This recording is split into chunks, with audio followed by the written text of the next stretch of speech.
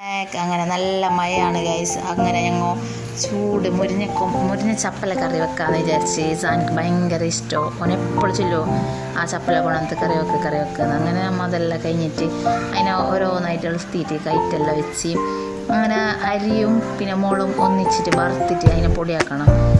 അപ്പോഴത്തേക്ക് ഇവിടെ വെള്ളം ചൂടാകാൻ വെച്ച് വെള്ളം നല്ല തിളച്ചിട്ടാകുമ്പോൾ ഉപ്പിട്ടിട്ട് അതിലേക്ക് ഈ ചപ്പലയും കൂടി ആഡാക്കി എന്നിട്ട് കുറച്ച് ചെള്ളിയിട്ടായിട്ട് മൂടിയിട്ട് വെച്ച് കുറച്ച് നേരം വേകാൻ വേണ്ടിയിട്ട്.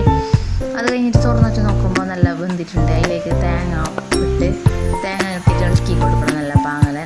അങ്ങനെ അരിയും മുളകും പൊടിയാക്കിയത് കുറച്ചിട്ട് കൊടുക്കണം. വേണ്ടി എത്ര നോക്കിയിട്ട് ഇട്ടിട്ട് അങ്ങനെ ചെള്ളി കൊടുക്കാം.